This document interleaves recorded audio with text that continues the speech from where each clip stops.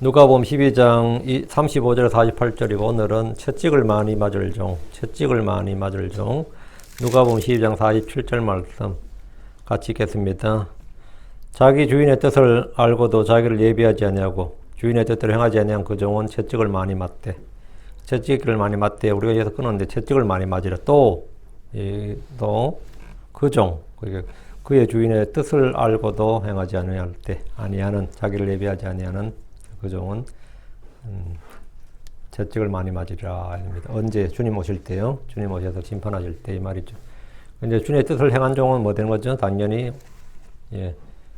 주님의 선하고 신실한 종아 이렇게 칭찬받고 한 해 왕국을 상속받는 거죠. 채찍을 많이 맞을 종. 잠깐 기도하고 시작합시다. 위대하시고 거룩하신 주 하나님 감사합니다. 하나님께서 은혜와 복을 주셔서 오늘 주의 첫날 아침에 또 주의 말씀을 선포합니다. 주께서 행하신 행적들을 기록하시고 주의 말씀들을 기록해 놓은 이 또 복음서를 통해서 아버지 저희가 참 이 역사를 거슬러 올라와서 참으로 주님께서 행하신 말씀들 그 일들을 배우고자 합니다.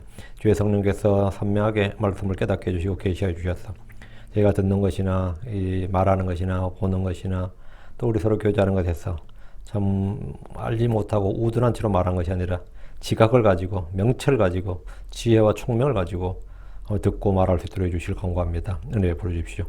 제가 믿는 모든 믿음에도 근거가 있고 주의 말씀이란 이 뿌리가 있게 하여 주시길 간구합니다. 사랑하는 아버지 하나님, 그래서 모든 성도들이 정말 이 지각의 열매를 맺게 해주시고 하나님 아버지 성령의 열매를 더 많이 풍성히 맺게 해 주시길 간구합니다.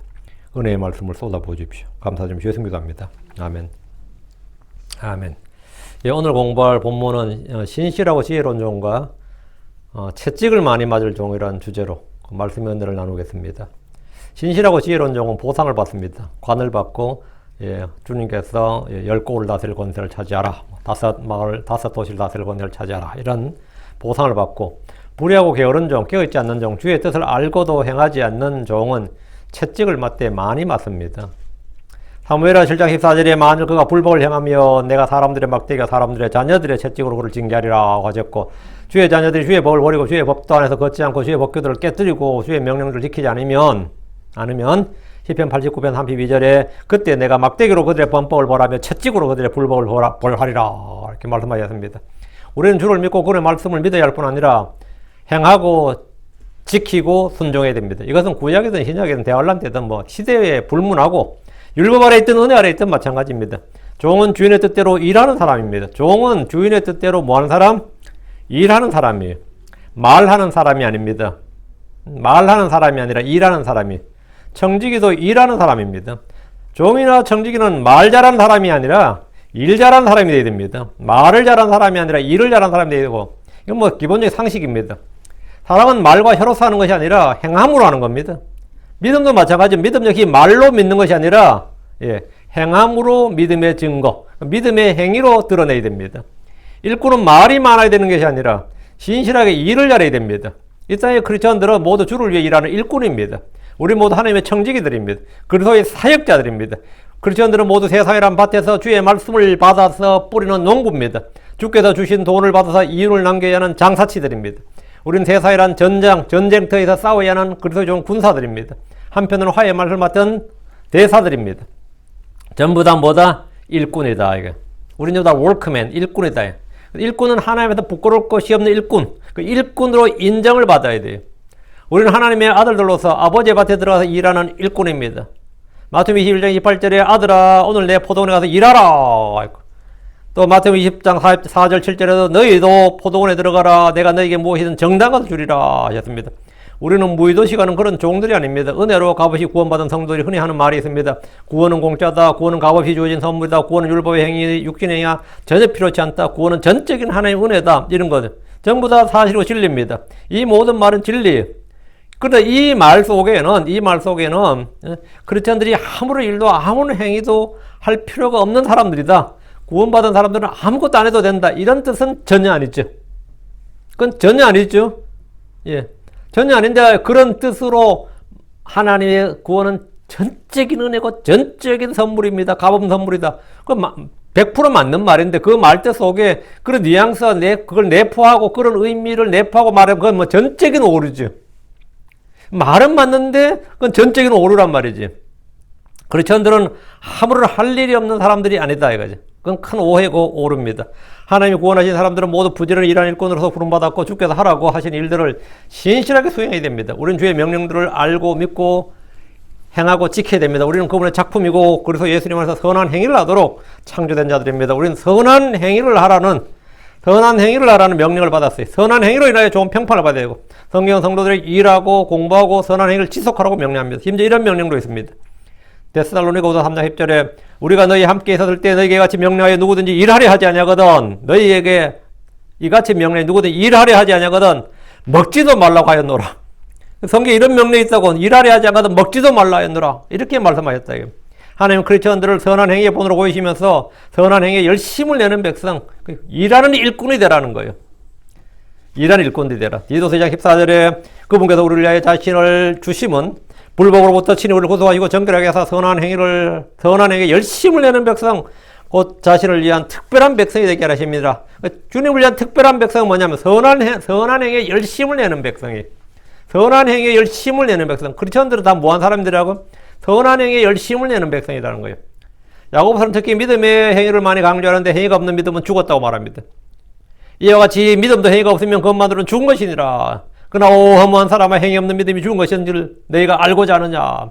영이 없는 몸이 죽은 것이 행위 없는 믿음도 죽었느니라. 성경은 행위로 믿음을 보이라고 합니다. 입증하라고 합니다. 성경에 따르면 행위 없는 믿음은 죽은 것이고 믿음이 없는 행위는 죄고 사랑이 없는 행위는 아무것도 아닙니다. 크리스천들의 선한 행위에 대해서는 디도서, 사도 바울의 야고보서뿐만 아니라 사도 바울서실에 디도서를 참조하시면 이 야고보서와 별반 차이가 없다는 거죠.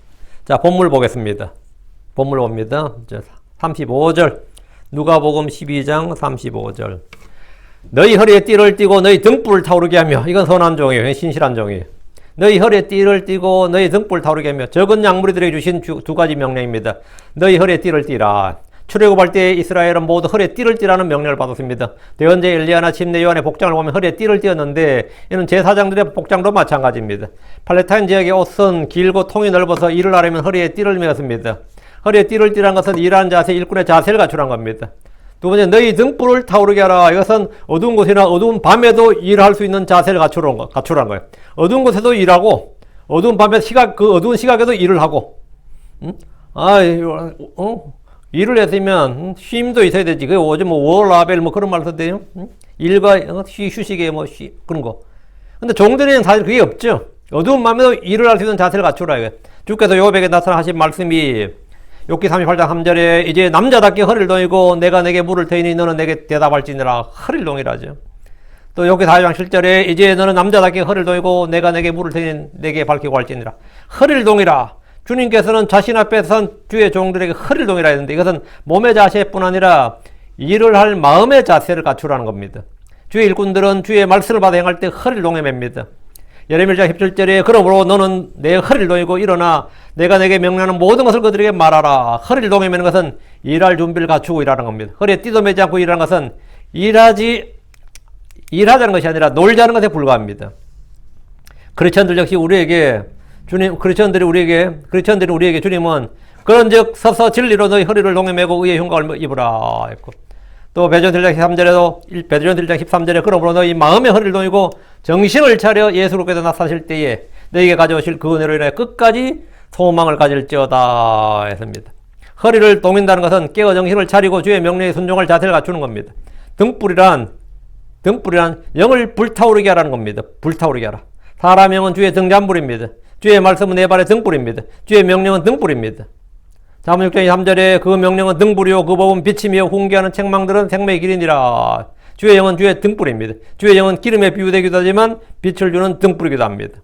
36절 너희 자신은 마치 자기 주인이 결혼식에서 돌아올 때에 그를 기다리는 사람들 같이 되라. 그가 와서 두드리면 그들이 즉시 그에게 열어주리라.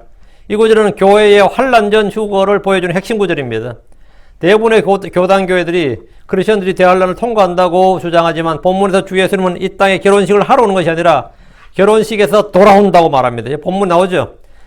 자기 주인이 결혼식에서 돌아올 때에 when he will return from the wedding for the wedding이 아니라 from the wedding이죠. 결혼식을 위해서 오는 게 아니라 결혼식으로부터 오는 거란 말이죠. 이것은 교회 휴거가 아니라 주의 지상 재림입니다. 주의 재림은 우리를 데려가는 공중재림과 하늘에서 우리와 함께 오는 지상재림이 있는데 이 둘을 구분하지 못하는 분들이 매우 많습니다. 그리스도의 신부인 교회는 대환란 전에 하늘로 들림을 받고 하늘에서 어린 양의 혼인식이 있고 주와 함께 이 땅에 내려옵니다. 그렇다면 본문은 교리적으로 볼 때 교회나 크리스천들이 아닙니다. 예언의 플랜을 볼 때 먼저 그리스도의 몸된 교회, 이 정원한 처녀인 교회가 대환란 전에 하늘로 들림을 받습니다. 그리고 대환란 중에서 14만 4천 명의 동정 처녀들이 하늘로 들림을 받습니다. 이게 환란 성도 휴거죠. 하늘에서 어린 양과 교회의 혼인식이 있습니다. 7년 대환란이 끝날 때 주께서 성도들과 함께 이 땅에 재림하십니다. 이때가 본문이 말하는 자기 주인이 결혼식에서 돌아올 때입니다. 자기 주인이 결혼식에서 돌아올 때 교회는 주와 함께 오는 거죠. 땅에서 주를 기다리고 있다 그러면 그 사람은 크리스천이 아닌 거죠. 이때 땅에서 주의 재림을 기다린 성도는 크리스천이 될 수가 없습니다. 이들은 환란 중에 살아남은 끝까지 견딘 자들입니다. 끝까지 견딤으로 이김으로써 소수의 남은 자들. 크리스천은 땅에서 주를 기다리는 것이 아니라 하늘에서 주 예수님과 함께 내려오는 자들입니다. 그들은 결혼식에서 오는 이에 from the wedding입니다. When he will return from the wedding. 본문에서 그를 기다리는 사람들 같이 되라. 여기 같이란 말이 언더라인. 그를 기다리는 사람들이 되라. 이러면 안 됩니다. 그를 기다리는 사람들이 되라 하면 우리가 뭐 되는 거죠? 지상 재림한 주님을 기다리는 사람이 되는 거잖아요. 그를 기다리는 사람들과 같이 되라. 본문을 주의해서 읽어야 돼요. 그를 기다리는 사람들이 되라고 한 것이 아닙니다. 우리는 결혼식에 돌아온 주인을 기다리는 종들이 아니라 그분과 이미 결혼한 신부고 그분의 아내입니다. 본문은 그를 기다리는 사람들과 같이 되라. 뭐뭐처럼 같이. 크리스천들은 마치 주인을 기다리는 종들처럼 결혼식에서 신랑이 돌아오는 것을 기다리는 종들처럼 그렇게 기다려야 한다는 겁니다. 유대인들의 혼인 관습에 따르면 신랑은 주로 밤에 돌아옵니다. 종들은 불을 밝히고 기다리다가 그가 와서 두드리면 그들이 즉시 그에게 문을 열어줘야 됩니다. 이 말은 한마디로 주의 오심을 기다리며 깨어있으란 겁니다. 우리도 똑같은, 우리는 그 기다리는 사람은 아닌데 그걸 기다리는 사람이 아니지. 우리가 함께 오는 사람이죠. 근데 그런 사람들 같이 그렇게 깨어있으라, 준비하고 있으라 이 말이. 마가복음 13장 34절에 사람의 아들은 마치 자기 집을 떠나 멀리 여행할 때 자기 종들에게 권위를 주어 각 사람에게 일을 맡기고 문지기에게 깨어있으라고 명령하는 어떤 사람과 같으니라. 어떤 사람과 같으니라.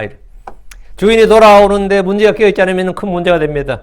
이와 같이 주께서 오실 때 종들이 깨어있지 않으면 그런 채찍을 맞게 됩니다. 주 하나님 뭐든지 칭찬마시고 상만 주시는 분이 아니라 때론 벌하시고 거기에 대한 책임을 묻는 분이다 말입니다. 그게 회개보고 심판입니다.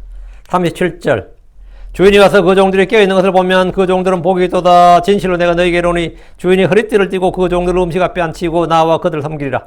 주인이 와서 그 종들이 깨어있는 것을 보면 이것은 주의 지상계를 말합니다. 이미 말했듯이 여기서 종들은 크리스천이 될 수 없습니다. 그러나 여기서 우리는 영적으로 교훈적으로 크리스천들에게 적용할 수 있습니다. 우리 이 땅에서 주께서 오실 때까지 깨어있어야 한다는 겁니다.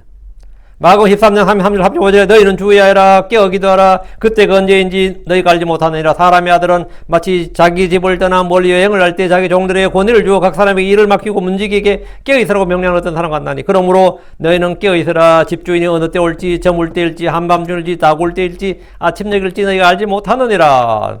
주께서 깨어있으라고 하신 대상은 환란 성도들에게 해당되는 것이 아니라 크리스천들 특히 사도들이 하신 말씀이고 모든 사람이 하신 것입니다.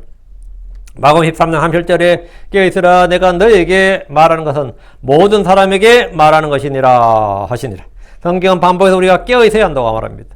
고린도서 16장 13절 너희는 깨어 믿음에 굳게 서서 남자답게 행동하며 강건한 자가 되라. 데살로니가 5장 6절에도 그러므로 우리는 다른 사람들처럼 잠자지 말고 오직 깨어 정신을 차리자. 주께서 오실 때 깨어있는 종들은 복이 있습니다. 우리는 주께서 오심이 가까울수록 더욱 깨어있어야 됩니다. 베드로전 4장 7절에 그러나 모든 것의 끝이 가까이 왔으니 그러면 너희는 정신을 차리고 깨어 기도하라. 우리는 마귀의 존재로 인해서 깨어 기도해야 됩니다. 베드로전 5장 8절에 정신을 차리라 깨어 있으라 너희 대적마귀가 울부짖는 사자같이 돌아다니며 삼키를 잘 찾느니라. 그러니까 주의 오심이 가까울수록 깨어 있어야 되고 마귀의 활동을 해서 우리는 깨어 있어야 되고 우리는 깨어 있어야 되는 거예요.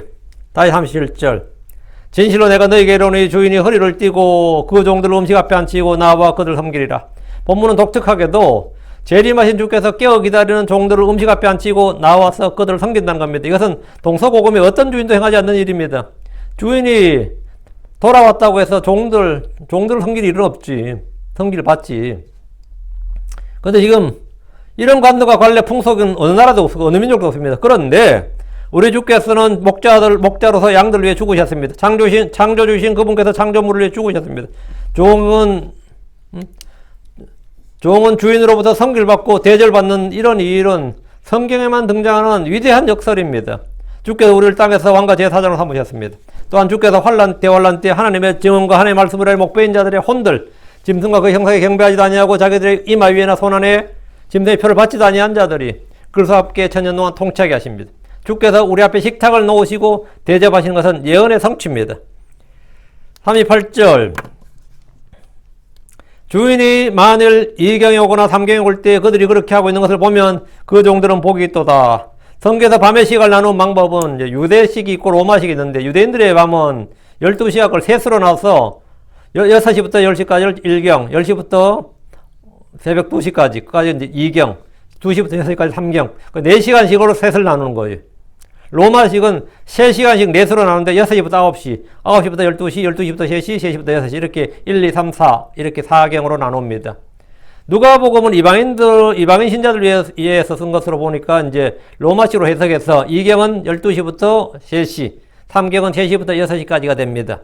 이 시각은 종들도 깨어있기 힘든 시각입니다. 웬만큼 체력이 안 되면 이 시간에는 다 잠이 오죠. 피곤하고. 이 시각은 종들도 깨어있기 힘든 시각이다. 이거. 주께서 이 땅에 오실 때 세상에서는 믿음을 볼 수 없을 겁니다. 왜? 이 시각은 깨어있을 수 있는 시각이 아니다 말이죠. 대부분이. 깨어있는 사람이 그럼 극히 적다 이 말이죠. 적다 말이죠. 그래서 누가복음 18장 8절에 그런도 불구하고 사람의 아들이 올 때 땅에서 믿음을 보겠느냐 이런 건 당연한 소리죠. 그 시간 다 잠잘 시간이란 말이죠. 대부분 사람들이 잠에 빠질 시간이지 깨어있는 사람이 몇이나 되겠냐 이 말이에요. 응? 마가복음 13장 35, 36절에 그러고 너희는 깨어있으라 집주인이 어느 때 올지 저물 때 올지 한밤 줄지 다굴 때 아침적일지 너희가 알지 못하느라 넷으로 나눴죠. 마가복음에는 그가 갑자기 와서 너희가 자는 것을 보지 않도록 하라 했습니다. 주 예수님의 공중재림은 그 시각을 알 수가 없습니다. 지상재림은 아침녘입니다. 1260일 42개월이라는 구체적인 날수가 있고 표적들이 있습니다. 주 예수님은 의회고 새벽별이십니다. 뭐 지상재림의 날짜는 어렵지 않습니다. 예. 천사들이 하늘을 나르면서 영존한 복음을 전하고 곧이에요. 응? 하나님께서 마지막 7번째 나팔 소리가 나고 곧이라고. 그러니까 지상재림의 날짜는 뭐 천년만년 그런 게 아니란 말이지. 그러니까 그거는 날수를 세기만 하면 됩니다. 이거는 뭐 어려운 게 아니에요. 그러나 공중재림의 날짜는 알 수가 없다 이 말이죠. 39절 이것을 알지니 그 집 주인이 만일 도둑이며 시에 오는 줄 알았더라면 깨어있어 자기 집이 뚫리지 않게 하였으리라. 이 말씀은 참 독특한 말씀이에요. 깨어있어 자기 집이 뚫리지 않게 하였으리라. 안다고 뚫리지 않게 할 수 있을까? 이 생각이 들어요. 여기서 그 집 주인으로 할 때 사용된 단어가 더 굿맨이에요. 굿맨. 우리 신사들 젠틀맨이라고 그러죠. 여기서 여기 영어에서 나 굿맨의 이름도 봤어요. 어떤 그 삼성 전에 우리 교회 제가 처음에 교회 했던 곳에 그 교회 그 렌트 줬던 주인 이름이 굿맨이었어요. 근데 그 이름이 참 좋은 이름을 가졌구나. 근데 그 굿맨이어서 굿맨 그 창고 건물인데 창고 건물 주인 이름이 굿맨이었어요. 그 미타 굿맨 그래요. 굿맨인데 굿맨이 이제 집주인이라는 뜻입니다. 물론 이제 풀었으면 좋은 사람, 뭐 선한 사람인 뜻인데 이곳에서 주로 신사로 사용되는 신사에 해당되는 단어 젠틀맨이죠. 근데 굿맨은 좋은 사람 뜻인데 예전에 집주인이라는 뜻으로 사용되었습니다. 여기서 그 집주인은 누굽니까? 여러분 집주인 누구예요? 예수님입니까? 아니면 마귀예요? 예수님이 집주인이라면 도둑을 못 막은 게 되잖아요. 그럼 말이 안 되지. 그럼 예수님이 도둑이야? 그것도 좀 약간 이상하죠. 여기 39절에서 집주인이 누구냐고요? 그럼 도둑은 누구고? 예수 그리스도가 집주인이 아니에요. 이 세상의 신이요 이 세상 통치자인 마귀가 집주인입니다. 그럼 여기서 말한 도둑은 누구예요? 주 예수님입니다. 많은 분들이 본문에서 집주인을 예수님, 도둑을 마귀로 생각합니다. 성경에서 도둑이 오는 것은 다만 도둑질하고 죽이고 멸망시키려 함이거니와 이런 말대로 마귀를 도둑으로 기록한 구절이 있어요. 문을 통해 들어가지 않고 다른 길로 넘어가는 자는 나보다 먼저 온 자고 도둑이란 말씀도 있습니다. 이와 반대로 성경은 주의 날이 도둑 같다. 그죠? 주의 날이 도둑같이 이른다. 주의 날이 밤에 도둑같이 오리라. 이런 말씀이 있고 주의 날이 도둑같이 오는 거지 주님이 도둑은 아니잖아요. 또 이런 분도 있죠. 주의 날이 도둑같이 오지 주님이 도둑같이 오는 건 아니지 않느냐. 저 그때 이렇게 변론하는 분 만난 적 있거든요. 계시록 3장 3절. 내가 도둑같이 내게 이르리니 내가 어느 시각에 내게 이를지 내가 알지 못하리라. 주의 날이 도둑같이 오는 것도 맞고 주님이 도둑같이 오는 것도 맞아요. 내가 도둑같이 내게 이르리니 주님께서 이렇게 말씀하셨어요. 요한복음 16장 15절에도 보라 내가 도둑같이 오나니 내가 도둑같이 오나니 했어요. 그러니까 주의 날이 도둑같이 온다 그러지 주님이 도둑하면 안 돼. 그건 신상모독이다. 그럼 성경을 지금 반만 읽은 거예요. 잘못 읽은 거지. 주의 날도 도둑같이 오고 주님도 도둑같이 와요. 주님 자신을 주님께서 스스로 내가 도둑같이 이르니 내가 도둑같이 오나니 이렇게 말씀하셨어요. 그러니까 주의 날도 도둑같이 오고 주 예수님도 도둑같이 옵니다. 주께서 게세마네에서 체포되실 때 군사들은 그분을 도둑같이 도둑처럼 대하고 도둑같이 잡았어요. 주님께서 그러셨죠. 너희가 나를 도둑을 잡으려고 그렇게 몽둥이를 갖고 그렇게 오느냐고 하셨어요. 그리고 십자가에 못 박힐 때 도둑들 사이에 세워졌고 그들 중 하나로 그 도둑들 중 하나로 채용되었습니다. 그분은 죽기 전에 도둑들 중 하나를 구원하셨습니다. 주께서 공중 재림하실 때 주님은 도둑같이 이 땅의 보물들, 이 땅의 집주인도 모르게 이 땅의 보물들을 딱 훔쳐가는데 보물들이 누구죠? 밭에 감추어진 보물 이스라엘이고, 그러면 그 말고 그는 밭에 감추어진 보물이고 또 상인이 보화를 하나 사는 게 있는데 뭐죠? 진주죠. 예, 교회도 보물이란 말이지.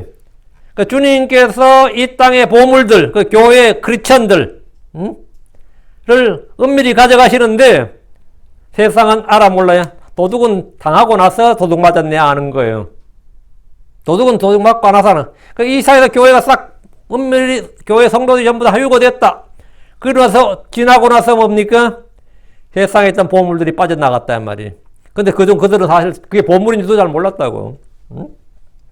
세상에 보물들이 빠져나갔다고. 주님께서 은밀히 가져가시는데 세상은 빼앗긴 후에도 한동안 그 사실을 잘 알지 못할 겁니다. 이게 바로 이 본문 말씀이고, 재림 때 주님은 도둑이 아니라 뭘로 오시는 거죠?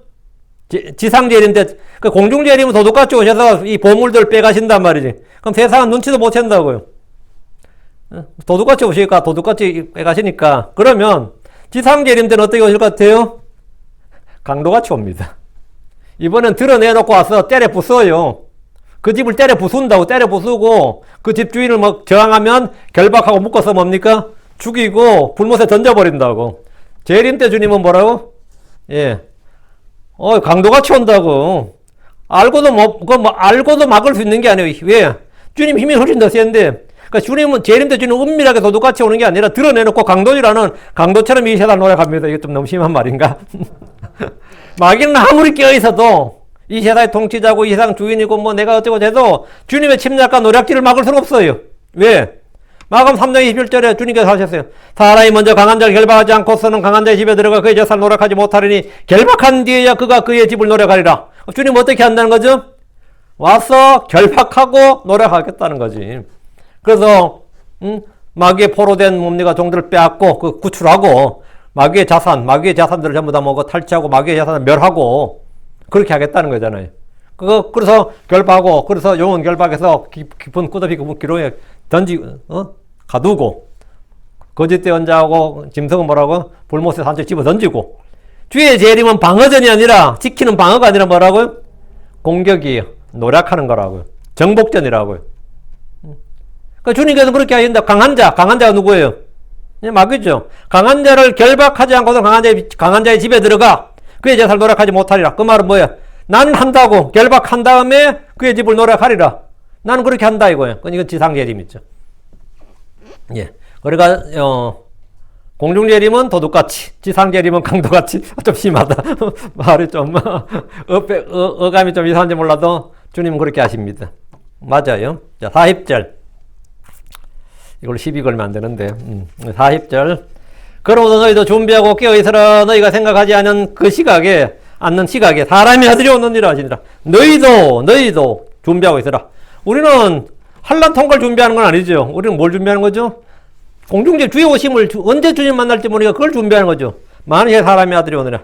도둑이 오는 것, 사람의 아들이 오는 것이 비교되어 있습니다. 예수로는 도둑처럼 아무 때나 오실 수 있고 아무도 알지 못하는 시각에 오십니다.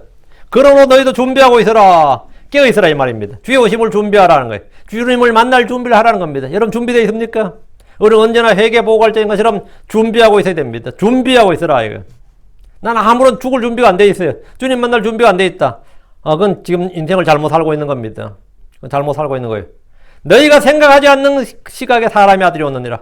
유대인들은 주님이 오시는 시각을 다니엘의 70일회가 끝나는 시점으로 보았고 이 시각은 예수님의 초림 때였습니다. 그때가 사실은 웬만한 유대인들은 주님 오실 때라고 믿었어요. 그 성지에서 뭐 안나 같은 사람들 있죠. 시몬 같은 사람들은 주의 오심, 주의 이스라엘의 구속을 기다리던 사람들이잖아요. 그 뭐냐면 다니엘의 예언의 그 70일회를 계산하고 있었던 거예요. 70일은 490년이거든요. 490년이 자기 그 시대였다고. 근데 그때는 초림이었어. 주님 오심은 맞았어요.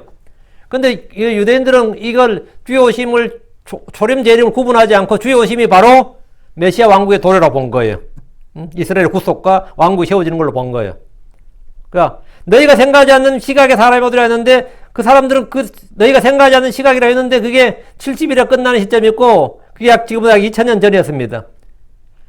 그런데 보니까 이게 아닌 거야. 예수님께서 왕국을 회복해 주지 않고 주님께서 병자도 고치고 못하고 다 하시는데 왕국을 회복할 생각을 안 하시네. 응?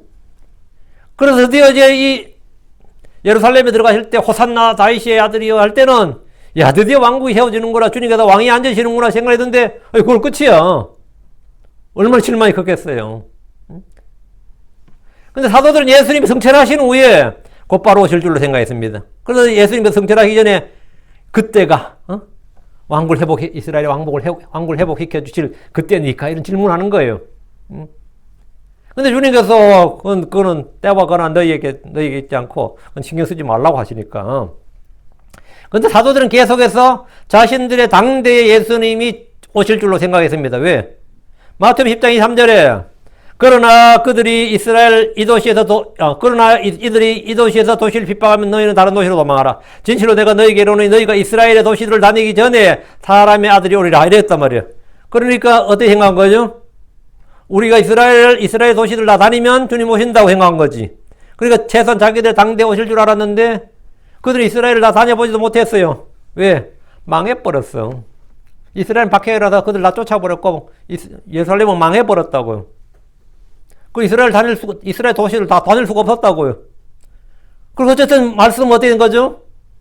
한치의 오차 없이 그냥 성취돼 버린 거예요. 우리는 이스라엘 다 다니지 못했는데 다닐 수가 없게 돼 버린 거지, 이제는.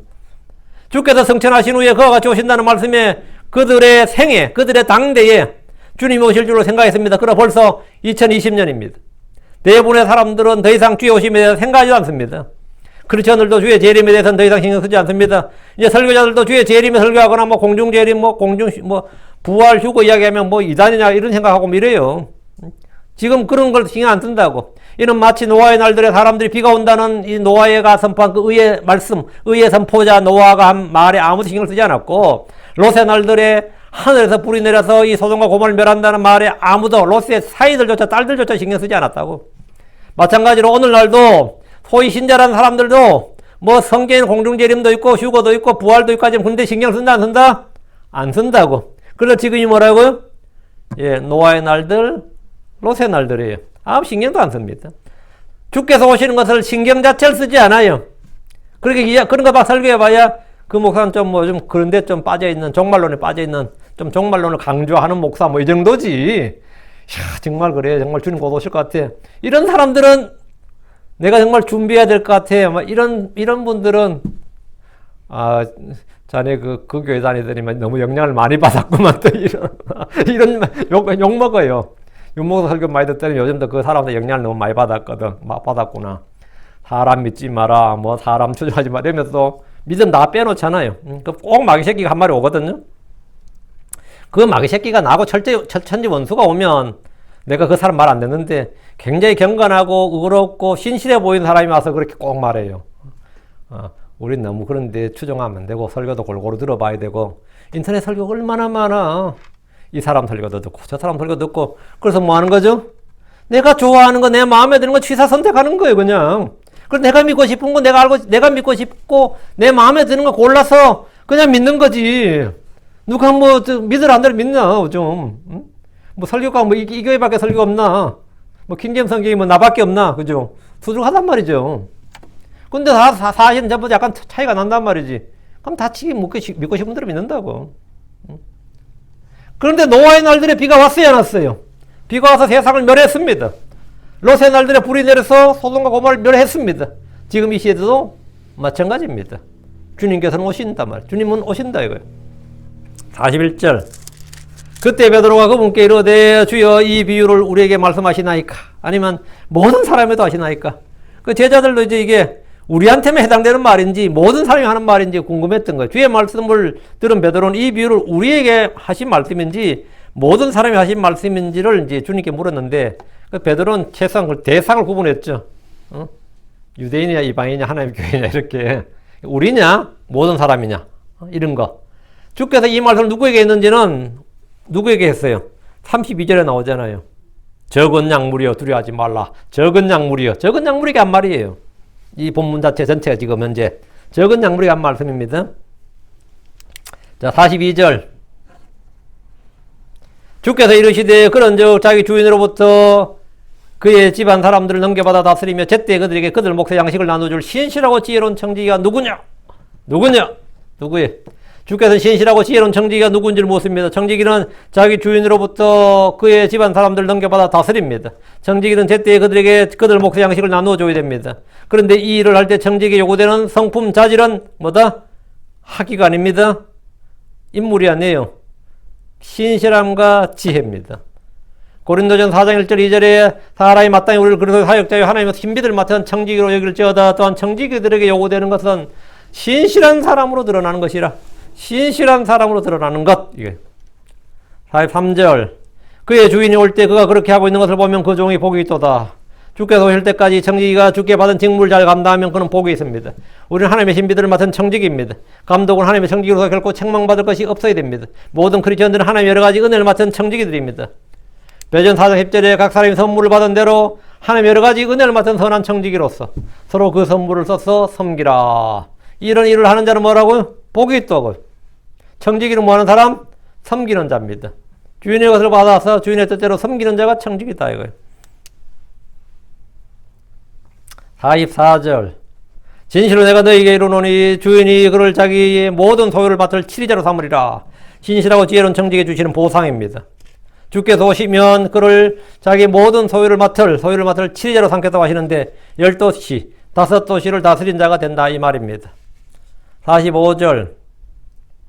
그러나 그 종이 마음속으로 이르기를 내 주인이 오는 것을 늦추시는구나 하며 남종과 여종들을 때리고 먹고 마시고 취하기 시작하면 청지기가 주께 받은 사역, 주께 받은 선물, 주께 받은 힘과 지혜를 악용하고 죄를 지을 때 그는 주께 벌을 받습니다. 내 주인이 오시는 것 시를 늦추는구나 이 말은 뭐죠? 주님 언제 오실지 모른다고. 아직 1000년이 남았는지 2000년이 남았는지 모르겠다. 내 살아생전 오시겠어? 이런 식으로 내 주인이 오시는 걸 멈추는구나, 늦추시는구나 이러면 오지면 늦추시는구나가 아니라 오시지 않을 것이다 이렇게 생각하는 거죠. 이렇게 멋대로 생각하고 멋대로 해석하고 행하는 악한 종들, 불의한 청지기들이 이 시대에 너무나 많습니다. 양떼를 모이고 감독하고 섬기는 대신에 이익을 탐하고 착취하는 자들도 많습니다. 2000년 교회 사를 보십시오. 캐톨릭과 개신교를 가리지 않고 교회 부패, 성직자들의 부패는 온 세상에 널리 알려져 모르니까 거의 없습니다. 교회 가기 싫다는 사람들이 늘 하는 말이 목사의 부정과 부패, 비리, 탐욕, 교회의 타락을 이야기합니다. 꼭 나와요. 나의 불신의 탓을 누굴 돌린다고요? 교회 부정과 부패, 비리 다 돌려요.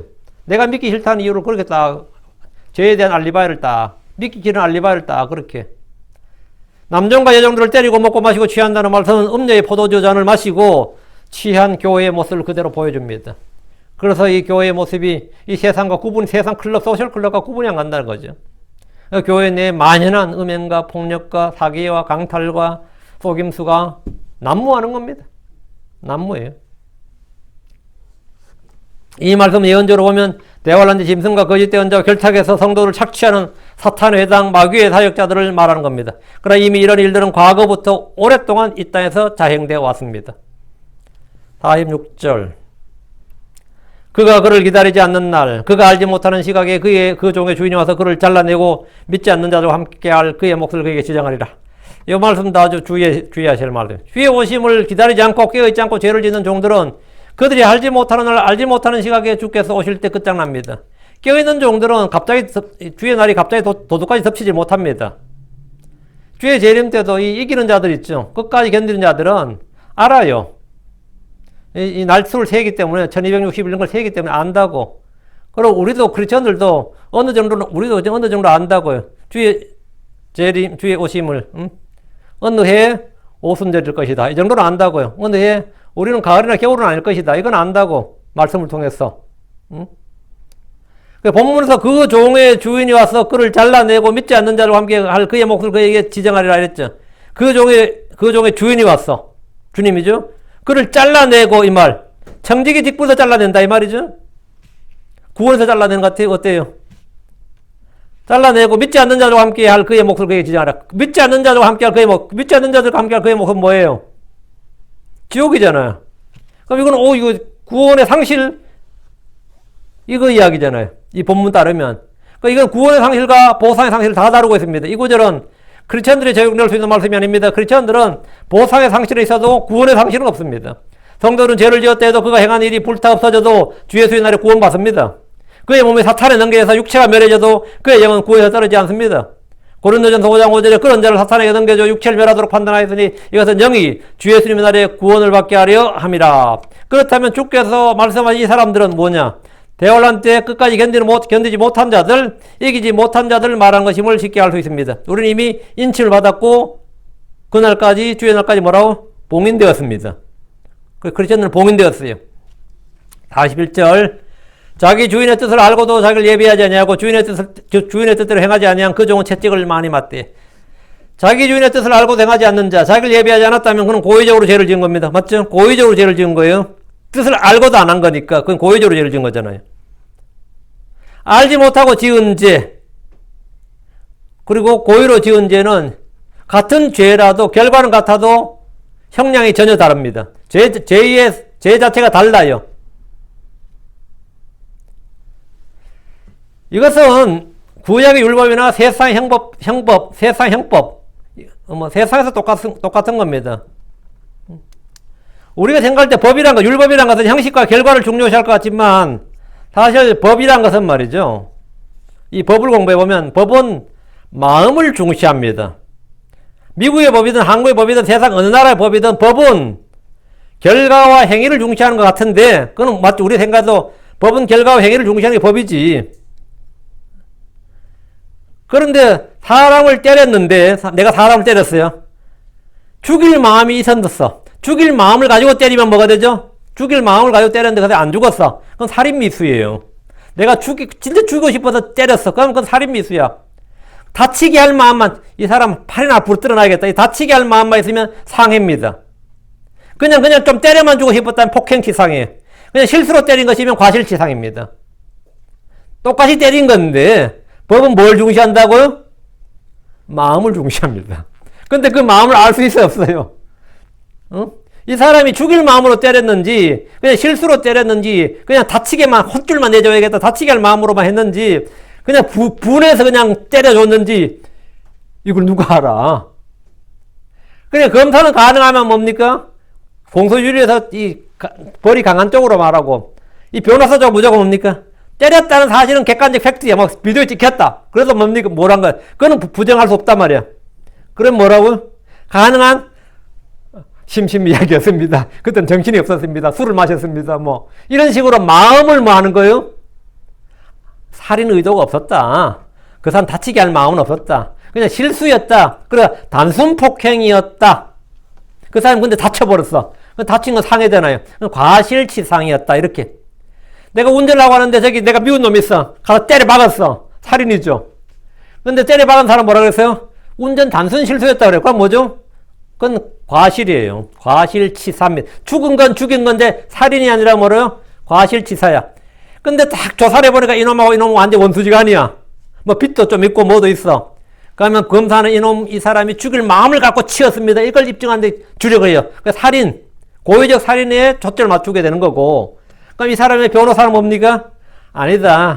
그때 눈도 침침하고 몸도 피곤했고 그냥 몰랐다. 저 사람이 그 사람인 줄 몰랐다. 그냥 단순 그냥 교통사고에 불과했다. 그럼 그건 거의 무죄라고 그거는. 과실치사라고.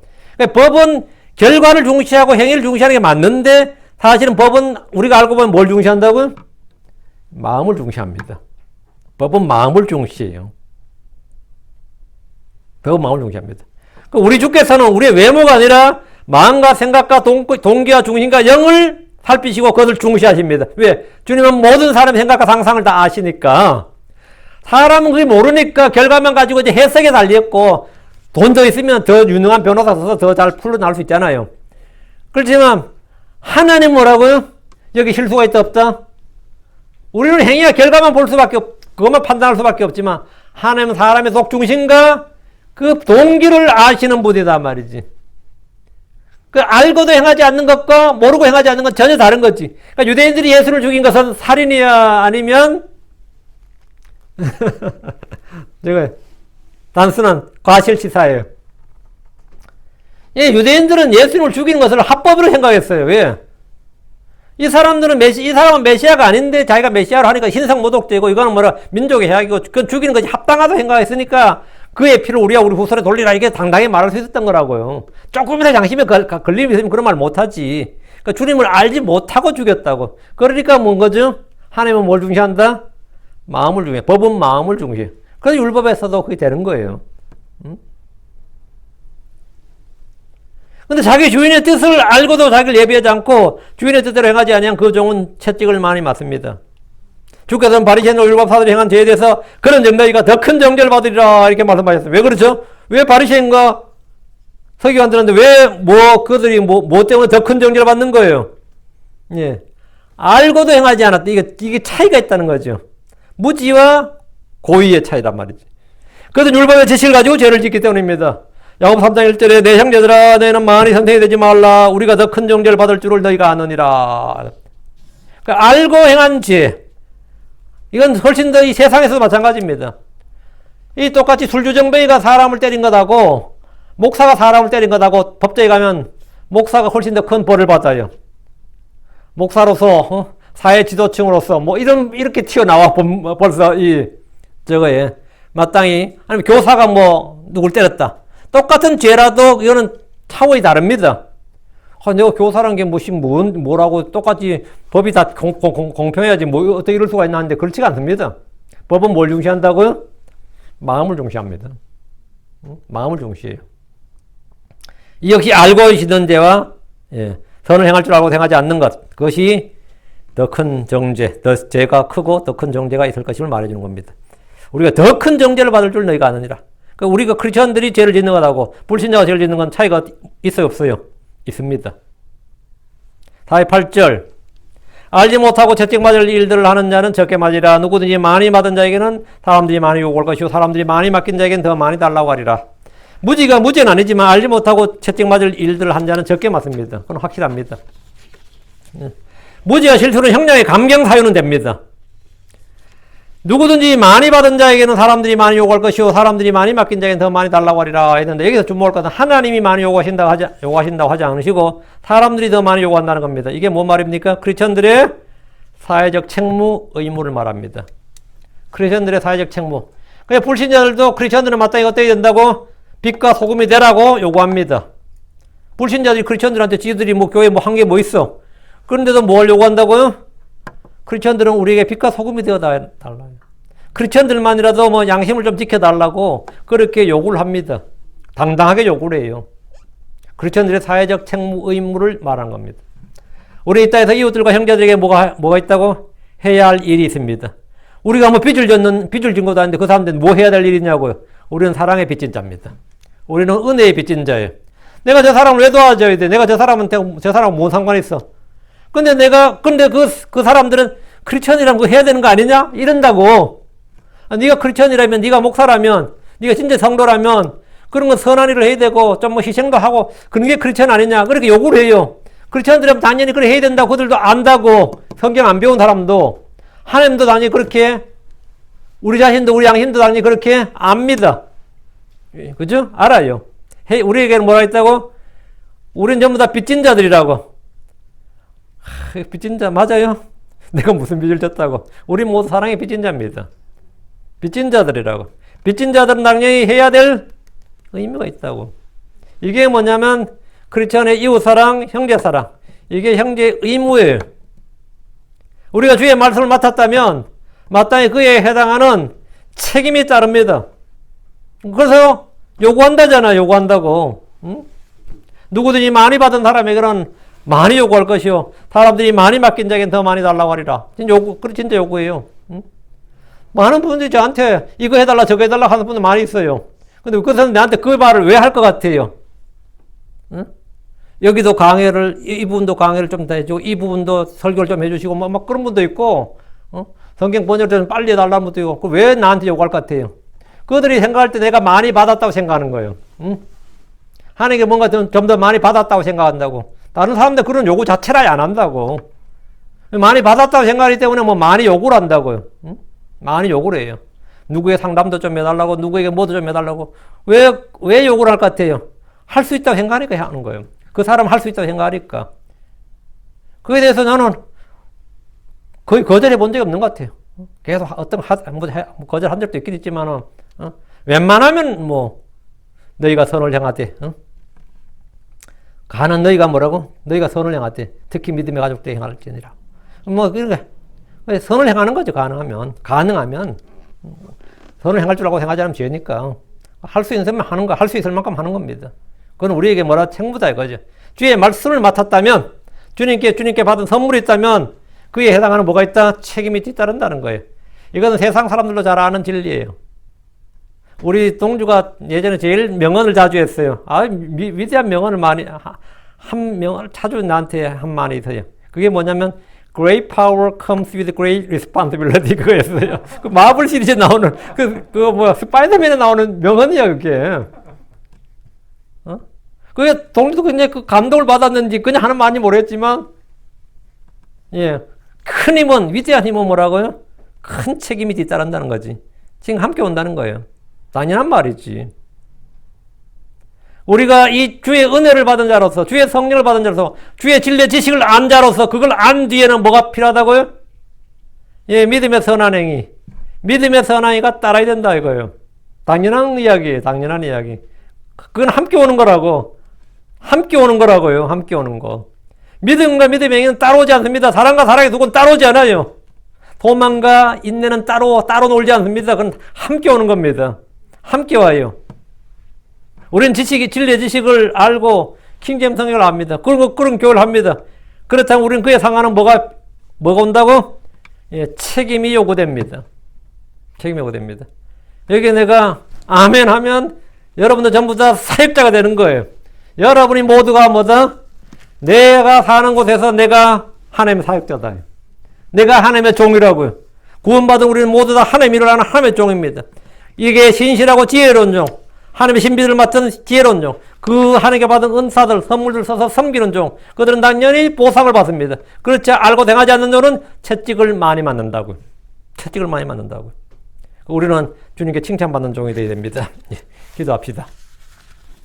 이 말씀을 여러분 다시 한번 생각하시고 또 묵상하시고 평소에 그냥 읽었던 본문들이라도 좀 깊이 있게 좀 생각하는, 그리고 그 깊이 생각하는 그런 습관들, 그리고 또 그런 것에서 은혜를 받고 내 이 동기부여를 받도록 그렇게 하시면 좋겠습니다.